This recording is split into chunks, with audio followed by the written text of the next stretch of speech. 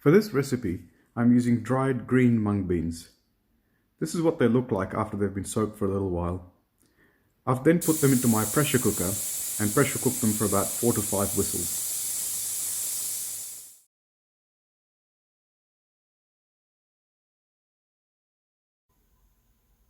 So the ingredients that we'll be needing to make our dal with the green mung beans are pretty much all in front of you here. I've got some green chilies. This is 2 green chilies that I've just slit up.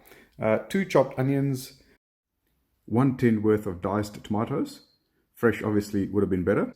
I've got coriander powder, black mustard seeds, turmeric powder, ginger garlic paste, and kitchen king masala.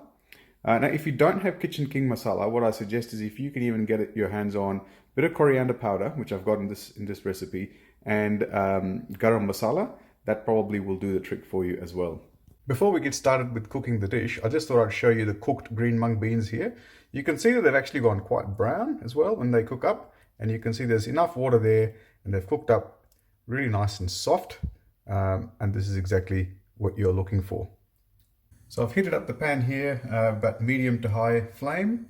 I'm going to get about 2 to 3 tablespoons of oil in here, roughly. Because remember, I've cooked 1 big cup of mung beans, 250 ml of mung beans.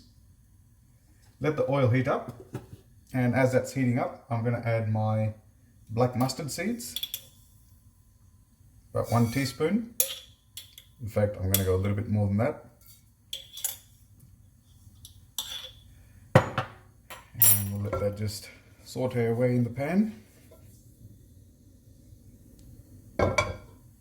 And as that's starting to heat up, I'm actually going to throw in curry leaves, which I didn't mention to you in the list of ingredients, but it is an important ingredient in this particular dish, so I'm going to add that in at this stage. They'll start to crack and pop, so just be careful at this stage. The mustard seeds have actually started popping, so at this stage I'm going to add in my onions. So this is 2 small to medium onions.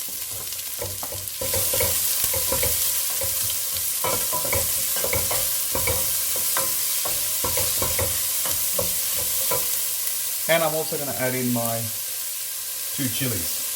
And there you go. We want to make sure to give this all a nice mix and make sure that it cooks really nicely so that the onion becomes as transparent as possible. So it's been cooking for about 1.5 minutes. I'm going to add my ginger garlic paste into this. And give it all a good stir.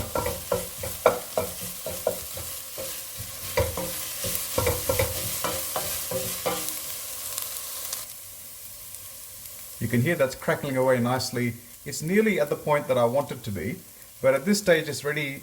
It's time for us to add the spices. And what I'm going to do is I'm going to just turn the heat down, as far down as possible, because we don't want to burn the spices once they actually go in. It's time to add the spices in. I'm going to add 1 teaspoon, 1 large heaped teaspoon of coriander powder. I don't know, what's that, about 1/4 teaspoon of turmeric powder.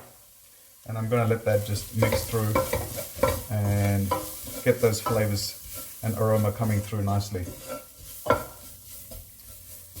I'll probably cook this on a low heat for about 1 minute, after which I'll add in the kitchen king masala as well.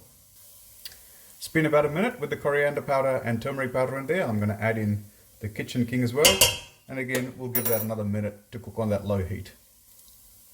So all the spice powders have gone in, and at this stage we can add in our tomatoes, and as soon as I add in the tomatoes, I'm also going to increase the temperature so that we can get the cooking process kick-started a little bit more. It's nicely cooked now, and the tomato no longer has a raw smell to it, and you can start to see that it's sort of sticking to the bottom of the pan a little bit, which is an indication that it's just about ready for the next step.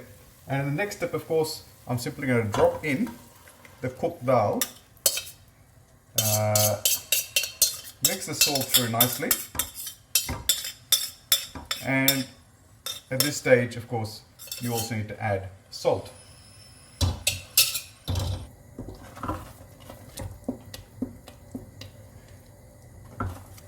So you can see we've got a nice creamy dal here. It's quite a thick dal. I'm going to add in some salt here. This is really up to your taste as to how much you add. And basically, guys, that's our dal finished. And all we need to do here is, if you've got some fresh coriander leaves, chop them up, throw a whole bunch in there, and that's about it. And here's the finished product, guys. I'm serving this up with a bit of rice that's been cooked with some peas in there. Serve this nice and hot and enjoy.